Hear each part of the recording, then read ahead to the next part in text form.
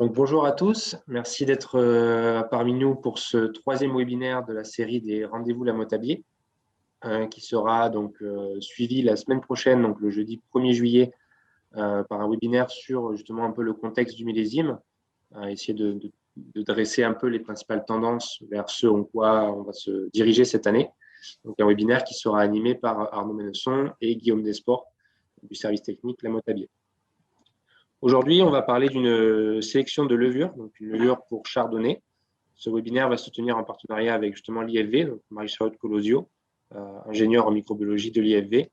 Donc, on va co-présenter ce webinaire-là pour vous parler un petit peu de la sélection de cette levure et puis rentrer plus dans le détail avec des résultats d'essai pour essayer de vous dresser un petit peu le profil de cette souche-là, tant sur le profil aromatique que sur les données de fermentation qu'elle peut donner. Donc, comme d'habitude, je vous invite à poser vos questions dans la partie questions et réponses. Comme ça, elles seront visibles par les panélistes et ça nous donnera la possibilité d'y répondre. Et puis, n'hésitez pas à poser tout au long de votre présentation, de la présentation, des questions également. On s'occupera d'y répondre si jamais, soit en fin de présentation pendant le temps d'échange, soit durant la présentation si jamais c'est une nécessité pour la compréhension globale. Donc, je vais partager mon écran et laisser la main à Marie-Charlotte. Très bien. Bonjour à tous. Du coup, je remercie la société Lamotabier de m'inviter aujourd'hui pour présenter cette sélection de souches de levure qu'on a fait en partenariat donc, entre la société Lamotabier et l'IFV. Voilà, aujourd'hui, je vais vous présenter un petit peu les démarches mises en place pour la sélection de nouvelles souches de levure à travers cette sélection. Est-ce que ça passe? Ça passe pas? Non, la slide passe pas. Si, c'est bon. C'est bon. Voilà. Donc déjà, quelques mots sur l'IFV, donc l'Institut français de la vigne et du vin.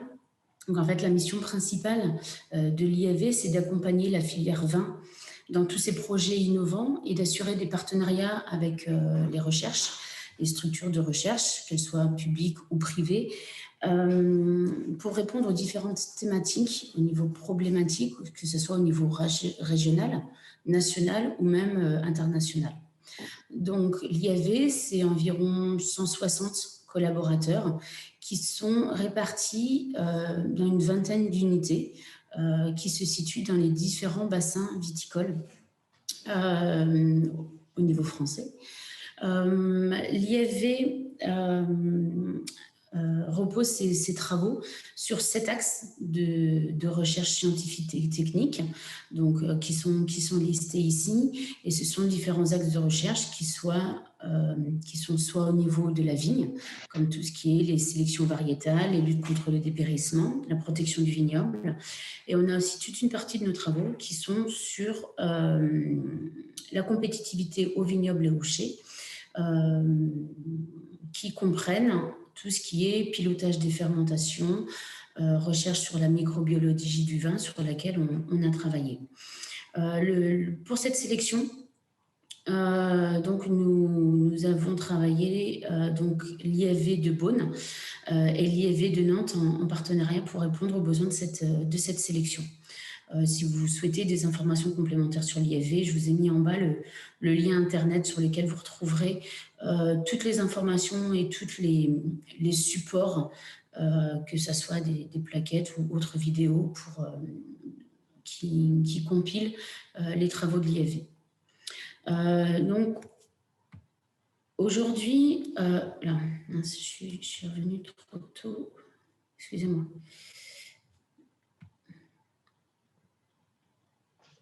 Non. Avance. Ouais. Je vais y arriver, excusez-moi. Ce qui va nous intéresser aujourd'hui, c'est donc la microbiologie. Et nous, au sein de l'IAV, ce qui nous intéresse, c'est vraiment toute la biodiversité microbienne, parce que tout part de là, qui est impliquée dans le processus fermentaire. Donc, que ce soit dès le raisin jusqu'aux fermentations et au stade post-fermentaire. Donc, à toutes ces étapes-là, ce qui va nous intéresser, c'est l'étude des levures, que ce soit les Saccharomyces ou les non-Saccharomyces, et tout ce qui est bactéries. Ces micro-organismes, on va les étudier d'une part au niveau de leur diversité, qu'elle soit génétique ou phénotypique, alors que ce soit les flores d'altération ou les flores d'intérêt. À ce niveau-là, au niveau de la biodiversité, on s'intéresse à toutes les souches. Et toutes ces souches qui vont être caractérisées, étudiées dans tous ces projets de diversité, on les met en collection. Donc, on a des congélateurs à -80 qui nous permettent de préserver, de conserver toute cette biodiversité qui va ensuite nous servir pour différents projets de recherche de phénotypage, dont les sélections. Donc, actuellement, on a environ 30 000 souches de levure dans nos congélateurs à -80 qu'on ressort aux besoins de différentes études. Au niveau de la maîtrise des fermentations, donc là, on va s'intéresser vraiment aux souches qui participent à la fermentation alcoolique ou malolactique. Donc, sur cette thématique très précise, on va avoir différentes thématiques au sein de l'IFV. Donc, on va avoir des thématiques d'études qui sont plus sur le pilotage des fermentations. On va voir l'impact, que ce soit des micro-organismes, mais aussi l'impact des différents paramètres œnologiques, donc tout ce qui est température de fermentation, nutrition et autres paramètres. On travaille également donc sur les fermentations indigènes pour essayer de proposer des protocoles pour maîtriser au mieux ces fermentations. Et ce qui va nous intéresser aujourd'hui, c'est que l'IFV, en partenariat avec des firmes privées comme la Motabier, met en place des projets de sélection de souches de levure ou de bactéries. Mais aujourd'hui, on parle de levure, donc que ça soit en sélection massale ou par hybridation. Donc là, je vous ai remis les deux types de sélection différentes. Donc, soit ce que je vais vous présenter aujourd'hui, la sélection massale, qui est vraiment une valorisation de la biodiversité. Donc, on va ressortir de nos congélateurs toute cette diversité qu'on a pu cumuler pour les mettre au service d'un programme de sélection et pour, comme ça, mettre sur le marché des souches qui correspondent à des attentes de la filière. Donc, par exemple, dans la gamme de la Motabier, vous avez différentes souches comme la Rome et la High Degree qui ont été sélectionnées par ce voie-là. Donc, je vais vous présenter par la suite les différentes étapes qui nous permettent de passer des souches jusqu'à des souches indigènes, jusqu'à la sélection de souches commerciales. Il existe aussi une autre voie de sélection qu'on appelle de l'hybridation, qui est un peu différente, où là, on va partir de différentes souches que l'on connaît ou pas. Donc, soit ce sont deux souches qu'on a en collection, soit ce sont des souches qui sont déjà commerciales et qu'on va vouloir améliorer pour qu'elles correspondent au mieux aux attentes du marché. Ou à l'évolution un petit peu des tendances. Et là, ça va être des systèmes où on va coupler en laboratoire deux souches œnologiques d'intérêt. Donc, par exemple, une souche A et une souche B qui vont avoir des intérêts œnologiques différents. Et on va essayer de coupler ces deux intérêts, l'ensemble de ces intérêts œnologiques dans une même souche hybride, donc qui va cumuler, qui va vraiment associer tous les intérêts œnologiques dans une même souche. Tous les intérêts œnologiques que l'on souhaite. Donc là, ce sont des sélections qui se font en laboratoire grâce à un micromanipulateur et ça nous permet d'obtenir des souches hybrides qui ont vraiment des caractéristiques très précises. Et donc, dans la gamme de la Motabier, il y en a certainement plus, mais il y a au moins l'excellence FTH et TXL qui ont été sélectionnés par cette voie-là. Donc voilà, il y a vraiment deux voies différentes. La voie ancestrale, qu'on appelle ancestrale parce que c'était vraiment les premières modes de sélection des souches. Donc c'est la voie qui était utilisée dès les années 1920 à peu près pour vous situer. Donc forcément, on a amélioré le process de sélection depuis, mais c'est vraiment cette voie-là qui a permis la sélection des premières souches. Et puis donc l'hybridation qui est un peu plus récente, qui est depuis les années 1990 à peu près. Donc voilà, actuellement, ces deux modes de sélection sont utilisés pour des nouvelles souches. Ça va arriver. Voilà. Donc, pour cette sélection de levures chardonnay bourguignonne que l'on a mis en place dès 2019, on est parti sur une sélection massale. Donc, c'est une sélection massale, ce que je vous ai dit avant, c'est qu'on va valoriser toutes les souches indigènes que l'on a prélevées de cuves en fermentation indigène. Donc là, ce que je vous ai mis, ça représente la diversité qu'on peut retrouver dans des cuves en fermentation indigène. Voilà, les fermentations indigènes, on n'a pas une souche, on n'a pas deux souches. Souvent, on a une multitude de souches indigènes présentes qui vont se succéder au cours des fermentations alcooliques. Et c'est cette diversité qu'on va retrouver. Donc, on estime qu'on a environ entre 8 et 12 souches de cérévisier qui vont cohabiter au cours des fermentations indigènes. Et c'est toute cette diversité que l'on va exploiter pour ces sélections massales. Donc, pour cette sélection, on est reparti aussi de prélèvements des différentes années qu'on avait fait sur chardonnay en fermentation indigène en Bourgogne. Donc voilà, on voit qu'on a repris des levures qui ont été isolées en 2002, enfin de 2002 à 2017, ce qui nous permet vraiment d'avoir un éventail de souches vraiment très différentes. Donc en tout, pour cette sélection, on est parti d'environ 590 clones de souches de levure pour entamer cette sélection, pour vraiment trouver la candidate parfaite. Pour sélectionner les souches, donc on a un certain nombre d'étapes de caractérisation, donc soit plutôt phénotypage, c'est-à-dire qu'on va regarder les caractéristiques phénotypiques des souches, donc vraiment ce qu'elles vont pouvoir, leurs aptitudes fermentaires qui vont nous intéresser, ou la partie génotypage, où là vraiment on va regarder dans leurs ADN ce qu'elles possèdent pour voir si elles sont intéressantes ou pas dans la sélection. Donc, une fois qu'on a nos 590 souches, on va devoir réaliser un certain nombre d'essais, de tests, pour essayer de les départager et pouvoir sélectionner les meilleurs. Donc, on va regarder déjà en microvinification, donc sur le milieu synthétique. Le milieu synthétique, c'est vraiment un milieu qui va mimer le mou. On va regarder leur aptitude fermentaire et si elles produisent du SO2 ou de la volatile. Et forcément, on va garder celles qui fermentent le mieux, qui produisent le moins de SO2 et qui produisent aussi le moins de volatile. On va aussi regarder si elles produisent des vinylphénols, donc c'est le test POF. Et on va aussi réaliser un certain nombre de tests sur milieu gélosé, donc comme la production d'H2S, donc c'est qui se fait sur milieu gélosé, qui se fait sur le milieu Biggie-agar. Ça va nous permettre d'évaluer assez rapidement, donc juste en regardant la coloration de la colonie, pour voir si la souche produit plus ou moins d'H2S. Donc, plus la colonie va être colorée, donc il va aller vers le marron foncé, vers le noir, plus la souche produit d'H2S.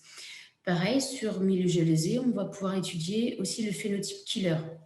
Ça va permettre, vous avez déjà dû certainement entendre, donc on va regarder en fait si la souche est capable de produire des toxines killer extracellulaires qui va permettre à la souche de mieux s'implanter dans un milieu qui possède déjà une certaine flore et qui va permettre surtout de supplanter les souches qui sont dites killer.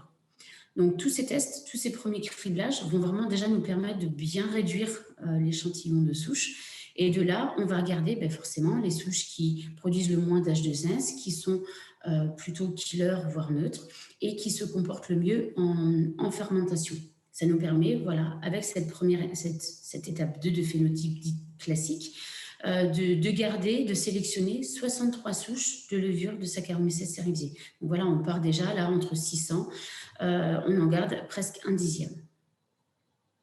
Ensuite, on va passer par une étape de génotypage où là, vraiment, on va plutôt regarder l'ADN des souches et on va pouvoir les comparer entre elles. Effectivement, ce qui va nous intéresser, c'est d'étudier des souches qui sont différentes déjà entre elles, pour être sûr d'étudier des souches qui sont différentes, uniques. Donc là, on va regarder, donc on fait de la biologie moléculaire, on va extraire l'ADN des différentes souches de levure et on va regarder en biologie moléculaire, donc avec des PCR delta, si les souches sont identiques ou différentes. Donc là, on voit 3 souches de levure et on va regarder les différentes bandes qui correspondent en gros à un peu leur empreinte génétique et on va ainsi pouvoir regarder si les souches sont différentes ou identiques et de garder que celles qui sont différentes. Et une technique aussi en microsatellite qui est un peu plus poussée que la PCR Delta, où là, on va regarder différents endroits de l'ADN pour aussi comparer les souches entre elles, mais aussi ce qui nous intéresse dans une sélection, c'est aussi de regarder si les souches qu'on a sélectionnées, elles sont bien différentes des souches commerciales. Parce qu'il faut bien avoir en tête que les souches qui sont actuellement sur le marché, elles étaient avant des souches indigènes. Donc, probablement, on peut retomber dessus. Donc, c'est vraiment très important de mettre une souche sur le marché. C'est de bien vérifier qu'elle soit bien différente des souches qui sont actuellement sur le commerce. Une fois ces étapes de génotypage passées,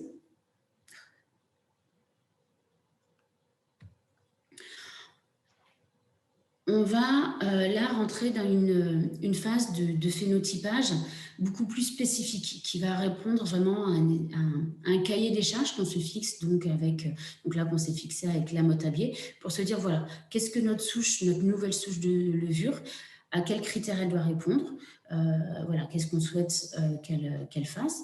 Et donc là, on va vraiment adapter notre phénotypage à l'attente du privé pour que vraiment cette souche, elle corresponde vraiment à une attente particulière et de la filière et du privé. Donc là, on a refait maintenant donc, des microvinifications sur mou naturel. Donc là, on est toujours au stade laboratoire sur un mou de chardonnay de Bourgogne. On a réétudié donc les capacités fermentaires, toujours l'aspect production de SO2 et de volatiles. Et là, on a commencé à s'intéresser au niveau aromatique des souches. Où donc, sur cette étape-là, on a quand même encore 63 souches. On a décidé déjà de faire une évaluation sensorielle assez rapide, juste par du sniffing, pour voir si déjà les souches sélectionnées permettait plutôt une valorisation de la matrice ou si plutôt ça entraînait différents défauts. Ce qui nous permet vraiment déjà d'éliminer les souches qui ne vont pas être intéressantes au niveau sensoriel. De cette étape de phénotypage sur chardonnay, on a sélectionné les 25 souches les plus robustes et les plus intéressantes au niveau sensoriel afin de les retester là en volume un peu plus important, même si on reste toujours au stade laboratoire. Sur 2 chardonnays différents, ça nous intéressait aussi de regarder ce qu'elles pouvaient donner sur des chardonnays d'autres régions. Donc, on a testé ces 25 souches donc par rapport à des souches témoins, d'une part sur chardonnay de Bourgogne et d'autre part sur un chardonnay de Val-de-Loire. Donc, comme précédemment, on a regardé les capacités fermentaires et la qualité des vins obtenus. Et là, on s'est attelé à une dégustation un peu plus importante, on a été un peu plus loin que le sniffing. Et donc là, on a fait une dégustation pour regarder vraiment la qualité sensorielle du vin obtenu. Donc on a regardé l'intensité du fruité, la complexité aromatique, et puis toutes les thématiques au niveau de la bouche, donc le gras, la rondeur, la fraîcheur en bouche, la longueur et la qualité globale du vin. Ces différents paramètres nous ont permis vraiment d'avoir une base de données. Donc là, je ne vais pas commenter ce tableau qui est un peu complexe, mais c'est pour vous montrer vraiment comment on réfléchit dans une sélection.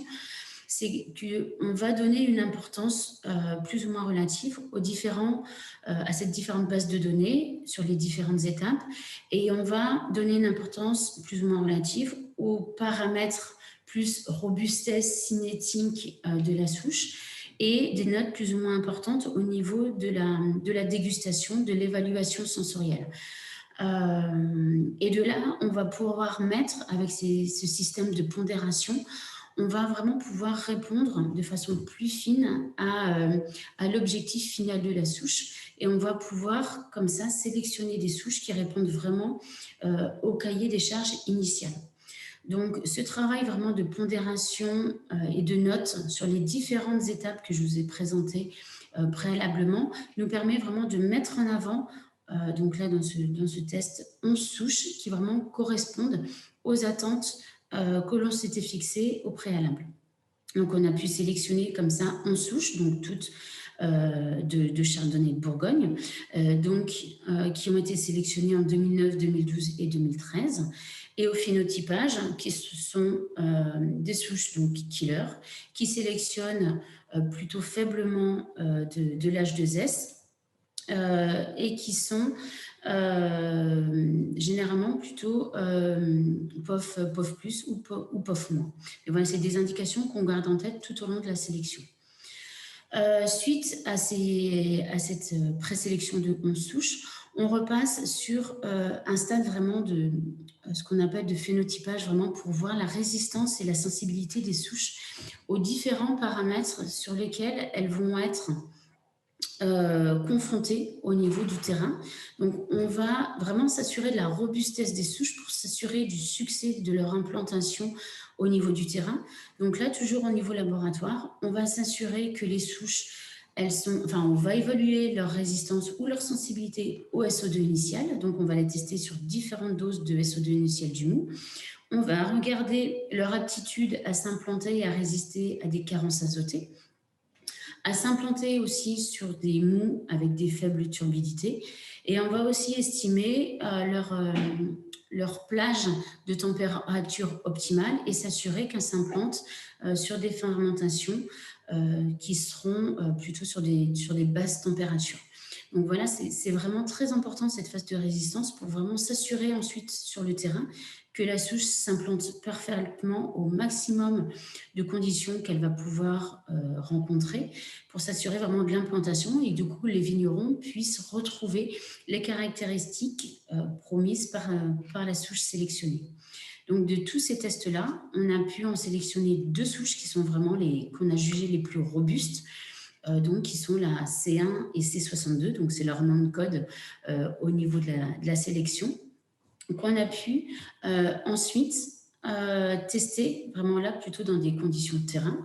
Donc à cette phase-là, on a fini la phase dite laboratoire. Les souches ont pu être produites de façon pilote, donc sous forme de levure SH active, donc de LSA, pour être validées sur les terrains. Donc c'est vraiment des souches intéressantes. Donc on les a testées à la précédente vendange.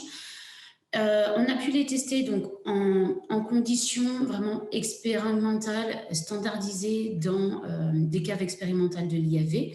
Donc là, on les a testés donc, sur 4 matrices de chardonnay dans différentes régions. Donc, on les a testés sur un chardonnay de Val-de-Loire, 2 matrices de chardonnay en Bourgogne et une dans le Languedoc. Et la société Lamotabier a aussi pu tester ses souches sur vraiment des caves partenaires, donc vraiment en essai terrain. Et c'est ces essais-là que va vous présenter Gadrich pour la suite de cette présentation. Du coup, Gadrich, je te redonne la main. Merci Marie-Charlotte. Du coup, là, on passe sur le volet vraiment expérimental sur le terrain.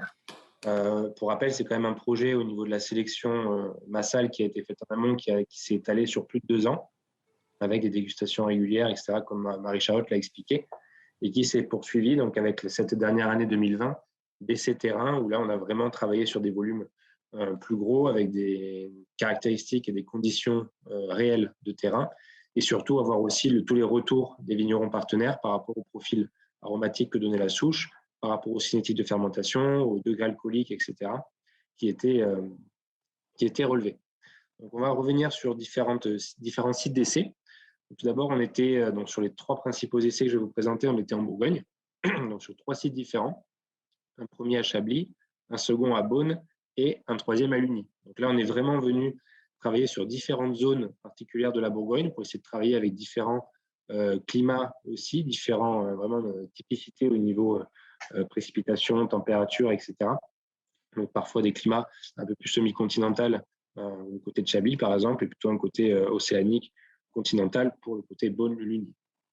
Mais on s'est aussi, bien sûr, au niveau du Val-de-Loire, avec une cave partenaire justement de l'IFV, c'est intéressant de voir aussi ce que ça donnait sur d'autres matrices de chardonnay quand on sortait un petit peu de la Bourgogne, comme ça a été le cas notamment en Val-de-Loire, mais aussi dans le Languedoc, on a testé différentes typicités de chardonnay. Donc, le premier essai que je vous présentais, c'était celui qui était réalisé à Beaune, donc, pour une vinification en barrique, où le mou a été justement pressé directement en tonné et où le levurage s'est fait directement en barrique. On avait 3 modalités. On avait l'excellence CHD, qui est en fait le nom commercial de l'excellence de la souche C1, et puis une levure A, une levure B, qu'on a fait fermenter. Suite à ces fermentations-là, on a réalisé bien sûr un bilan complet fin FA, pour assurer qu'il n'y avait pas de déviation déjà au niveau analytique. Ensuite, on a fait bien sûr une dégustation comparative où on s'est appuyé non seulement sur les avis du vigneron, mais aussi tout le panel de dégustation interne qu'on avait pu réunir. Et puis, bien sûr, des dosages aromatiques, notamment les esters et les alcools supérieurs, qui sont les molécules principales qui nous intéressent quand on parle de chardonnay. On a également suivi les vins en élevage, avec un pointage assez récent, puisqu'on est ici sur le bilan analytique après 8 mois d'élevage. On voit qu'il n'y a pas de différence significative entre les modalités uniquement quand on parle de l'analytique. Toutes les cuves sont sèches. On est sur des degrés alcooliques qui sont proches des 14% d'alcool. Les pH n'ont pas effectivement de différence non plus. Les fermentations malolactiques se sont enclenchées rapidement après fermentation alcoolique pour 3 modalités, ce de manière spontanée. Donc, ça montre qu'il y a aussi un bon respect entre la souche en termes de production d'acides gras inhibiteurs et de la faisabilité de la malolactique. Et pour info, ici, on est sur des acidités volatiles autour des 0,4, 0,5 après 8 mois d'élevage. Pour info, après fermentation alcoolique, on était plutôt autour des 0,25, 0,28, ce qui montre quand même une fermentation assez propre et peu de production de volatiles, que ce soit pour la CHD ou pour les autres souches de levure qui ont été mis en face à titre de comparaison. Donc, au niveau des dosages, donc les dosages aromatiques, on a commencé par les alcools supérieurs, qui sont bien sûr des dérivés du métabolisme des esters. Donc là, on voit qu'il n'y a pas forcément de différence significative entre les 3 modalités. On est plutôt sur des teneurs moyennes d'alcool supérieur, comme l'alcool totaux en microgrammes par litre, avec notamment la présence principalement de 2-méthylbutanol, qui représente une odeur un petit peu éthylique végétale qui est plutôt généralement jugée agréable pour le dégustateur, et une grande majorité de 3-méthylbutanol qui correspond à vraiment un côté fruit blanc, type pêche blanche, nectarine. Donc là, vraiment des arômes qui sont typiques du chardonnay, déjà au niveau des alcools supérieurs. Et on va voir que cette typicité se retrouve au travers de tous les essais, avec vraiment une régularité au niveau des profils. En termes d'esters totaux, donc là, on a beaucoup d'esters qui ont été notifiés, dont 3 principaux. L'acétate d'isoamyle, plutôt son côté fruit blanc, voire un petit peu banane. L'hexanoate d'éthyle, qui est bien présent aussi au niveau des matrices testées, qui correspond à un gros arôme d'ananas. Et puis, l'octanoate d'éthyle, qui est plutôt, lui, sur le côté floral, un peu fraise verte sur ces matrices. Donc là, on voit qu'au niveau des esters totaux, on en a quand même 3 qui sont vraiment majoritaires. Bien ensuite s'agrémenter tous les autres, type isobutyral d'éthyle, acétate de phényléthanol, etc. Mais ces 3 majoritaires esters sont vraiment responsables des notes fruitées florales, fruits blancs et fruits jaunes qu'on peut observer. Et ces analyses sont assez cohérentes avec les profils de dégustation qu'on a eus, puisqu'en effet, la CHD ressort avec une meilleure netteté aromatique et un côté fruit jaune qui est plutôt exacerbé par rapport aux levures concurrentes qui étaient testées, et surtout une minéralité qui fait que même si on a une grosse intensité aromatique et un gros volume en bouche, on a cette minéralité qui permet quand même de conserver un bon équilibre et une bonne complexité au niveau du profil. Donc là, ici, une levure qu'on va juger plutôt qui prend de la place au niveau aromatique, qui est bien exubérante, mais qui toujours reste dans la minéralité et dans l'équilibre, avec un gros côté fruit jaune qui la caractérise. Au niveau du deuxième essai, donc là, on est remonté un petit peu vers le nord sur le chablisien, donc en appellation Chablis. On a travaillé sur 4 modalités.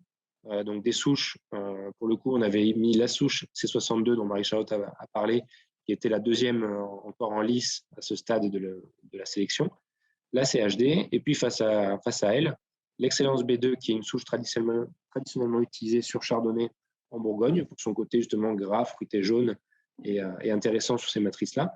Et puis l'excellence FTH, qui est une levure qui présente un autre profil, un peu plus type étiole, un peu plus agrume, un peu plus tendu, pour voir ce que ça donnait justement à titre de comparaison.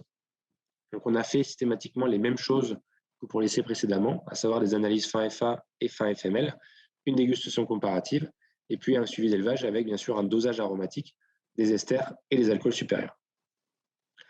En termes d'analytique, on retrouve des différences qui sont faiblement significatives. On a la FTH qui est légèrement en dessous en termes de pourcentage alcoolique. Par contre, sur les sucres, on est globalement sec dans chaque cas, avec des acidités volatiles qui sont plutôt modérées après 8 mois d'élevage, puisqu'ici encore, on est sur un bilan analytique qui a été réalisé en avril, début mai, donc qui correspond à après quand même une grande période d'élevage.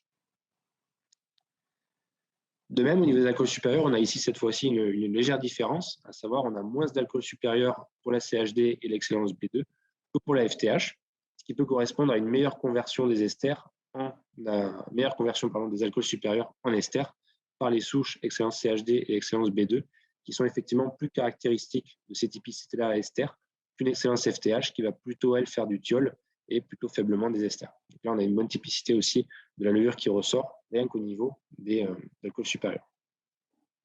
On retrouve les principaux qu'on avait notés avant, donc le 2-méthylbutanol et le 3-méthylbutanol, responsables ici encore d'odeurs plutôt fruitées, florales, presque un petit peu végétales.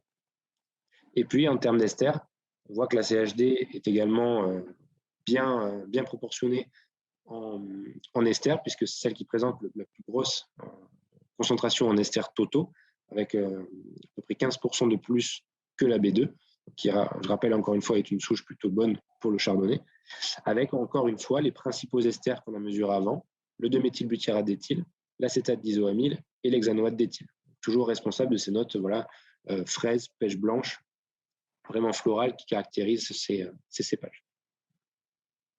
Au niveau dégustation, on retombe sur les mêmes choses. Le profil, comme je vous l'ai dit, est assez régulier. On a toujours ce côté volume gras qui ressort nettement à la dégustation, avec des notes un petit peu beurrées ici, un peu plus de minéralité. Et ce côté fruit jaune aussi très présent, qui est visible sur les graphiques et qui était visible sur les graphiques précédents et les graphiques à venir. Donc on voit encore ici une bonne typicité et une régularité du profil de cette excellence CHD.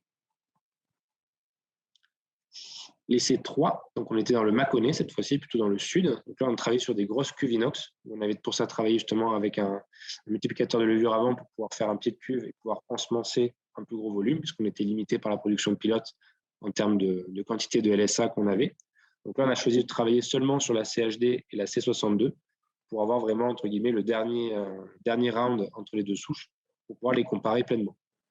Donc là, ici, au niveau des degrés alcooliques, on était autour de 13. On a eu une fermentation qui a été très nette, sans forcément une production de volatile importante, puisqu'on est entre 0,23 et 0,27 en fin de FA, donc des valeurs assez faibles. Et puis, on a eu justement des fermentations assez propres qui ont mené à une dégustation qui a été assez tranchante entre les deux, à savoir une CHD qui retrouvait encore son profil aromatique avec plus de volume, plus de fruits jaunes, et une souche C62 qui avait malgré tout un bon potentiel, un bon profil, mais qui restait en dessous. Donc on a à ce stade-là décidé de laisser de côté la C62 et vraiment de partir sur l'excellence CHD, donc la souche C1 qui avait été initialement visée pour un lancement commercial à grande échelle et la poursuite des travaux avec cette souche-là.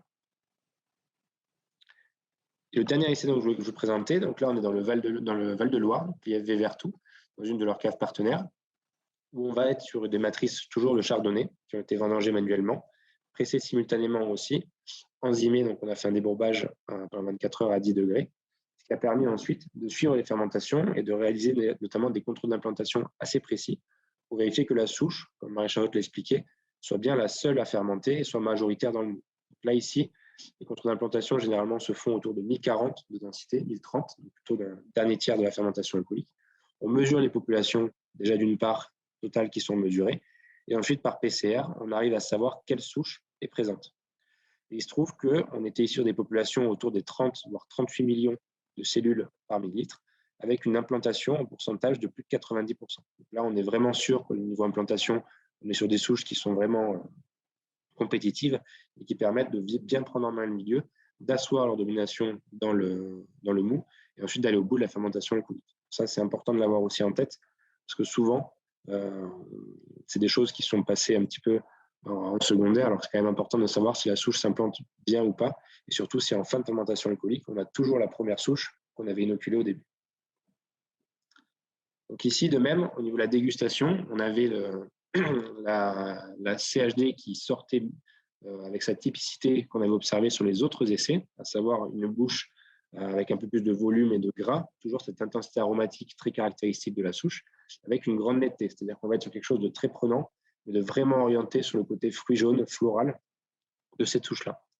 La TXL ici paraît un peu moins complexe, mais juste qu'on est plutôt sur des profils typés ester, thiol avec la TXL, qu'à moins la C1. Donc en termes de complexité de fruits jaunes, on sera beaucoup plus sur la CHD que sur la TXL, sur ce genre de fruits-là. Et au niveau analytique, encore une fois, on avait peu de différences significatives, avec des acidités volatiles vraiment très basses en sortie de fermentation alcoolique, avec des degrés alcooliques plutôt modérés, puisqu'on est autour des 12,4, 12,5. Et au niveau des dosages aromatiques, donc on retrouve encore une fois les mêmes typicités. Donc sur les alcools supérieurs, on a une TXL qui en a fait un petit peu plus. On reste quand même sur ces 2-méthylbutanol et 2-méthylbutanol, justement côté un peu floral, fruité frais. Et quand il s'agit des esters totaux, on va être toujours sur les mêmes 3 principaux esters, responsables de toutes ces notes d'ananas, de fruits jaunes et de fruits frais qu'on peut trouver sur le chardonnay. Donc pour conclure cette présentation globale, donc cette excellence CHD, on va la lancer dès cette année. Après, donc, comme on disait, presque 4 ans de développement, depuis 2018, où on a commencé justement à travailler sur cette sélection-là, à avancer au niveau non seulement génétique et phénotypique, mais aussi au niveau dégustation et mise en place d'essais, pour vous proposer aujourd'hui cette souche-là sur le marché.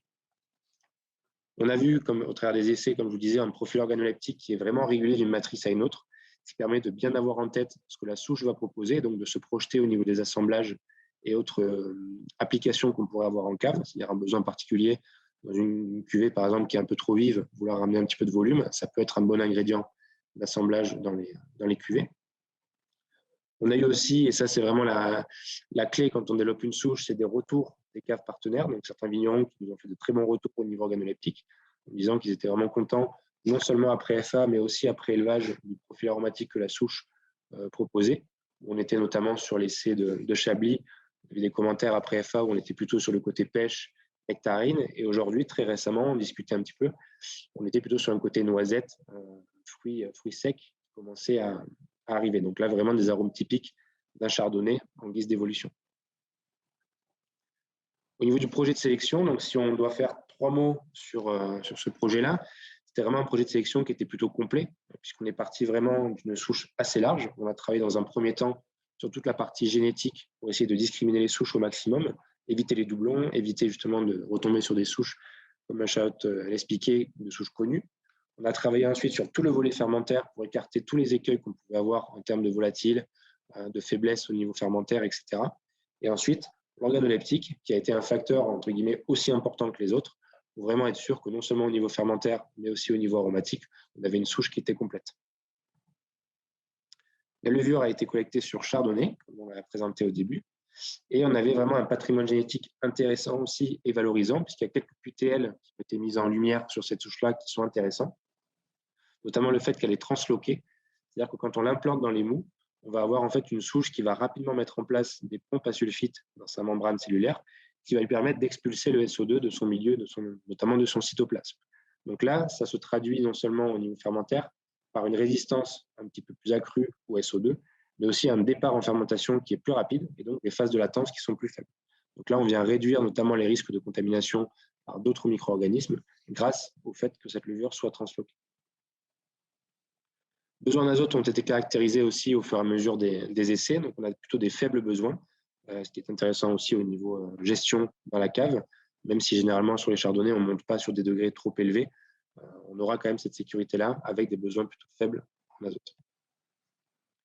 Et enfin, cette forte production d'ester, en lien notamment avec l'aromatique fruité frais, mais qui transparaît aussi au niveau fermentaire, puisqu'on a une cinétique qui est plutôt régulière en termes de perte de points, et ce qui est généralement valorisant pour des souches productrices d'ester, puisqu'elles ont justement en phase stationnaire plus de temps pour venir convertir tous ces alcools supérieurs et autres précurseurs d'ester en ester éthylique et en acétate d'acide gras. Voilà pour cette présentation. Je vous invite à poser des questions. Je vois qu'il y en a déjà quelques-unes qui arrivent. Donc on va tâcher d'y répondre avec Marie-Charlotte, avec toutes ces questions-là. Alors, je vais juste quitter la présentation pour qu'on revienne sur l'ensemble des questions. Alors, on a une question de Olivier. Je ne sais pas si tu la vois, Marie-Charlotte, la question aussi. Il faut qu'on aille dans l'onglet questions-réponses. Oui, c'est bon, je le vois aussi. Donc, on a une question d'Olivier qui demande à quel autre cépage blanc ou rosé elle pourrait s'appliquer, éventuellement des rôles ou des vionniers. Alors, justement, c'est une question dans laquelle on est en plein dedans. On a commencé déjà à faire des réunions avec nos clients, à présenter ça lors de réunions techniques, etc. C'est vrai que les premiers réflexes qu'on a, c'est chardonnay, c'est bien, mais est-ce qu'on peut le mettre sur autre chose? Donc, notamment pour répondre entre guillemets, du nord au sud, on a eu des discussions en Val-de-Loire Donc là, on pourrait penser à des chenins, par exemple, commencer à travailler pour apporter un peu plus d'aromatique, venir arrondir certaines matrices, et donner un peu plus de peps à certains cuvées. Et pour des cépages plutôt du sud, effectivement, le vionnier pourrait très bien s'y prêter. Le côté minéral qu'elle va apporter va pouvoir donner un peu d'équilibre sur des cépages qui sont plutôt terpéniques.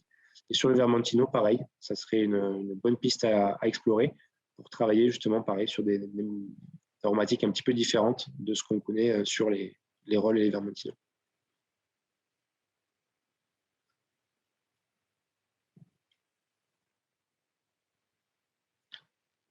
S'il y a d'autres questions.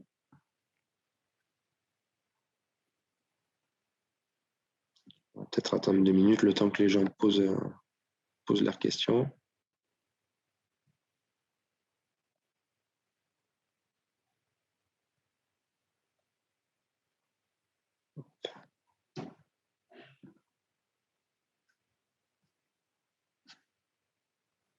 Bon.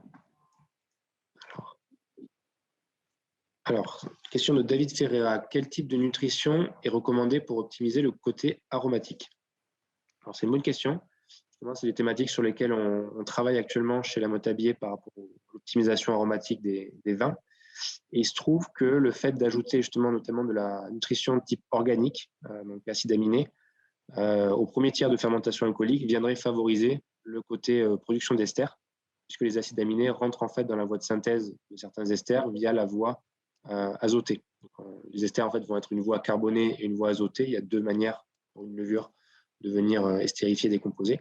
Et donc les acides aminés qu'on pourrait ajouter à des moins 30 font partie justement non seulement au niveau nutrition, mais aussi au niveau substrat de production d'esters. Donc on peut recommander un apport de nutrition organique à des moins 30. On a vu que sur des matrices, sur des essais internes qu'on a mis en place, une matrice uniquement minérale versus une matrice uniquement organique, on avait vraiment un gap en termes d'aromatique, à savoir beaucoup plus de rondeur et de fruité floral sur les matrices uniquement nourries avec de la nutrition organique. Là, on a vraiment l'impact de la matière première brute sur le côté aromatique.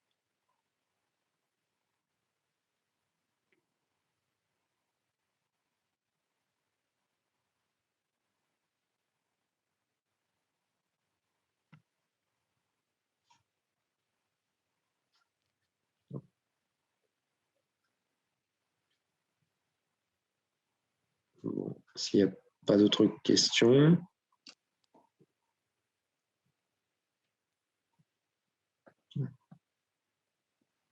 C'est que ça devait être clair. Donc, on va arrêter ce webinaire pour aujourd'hui. On vous remercie pour votre participation et pour avoir été justement être venu assister à cette présentation en partenariat avec l'IFV. Encore une fois, merci Marie-Charlotte pour ta participation et ta présence et puis tes explications sur ce projet-là. Merci.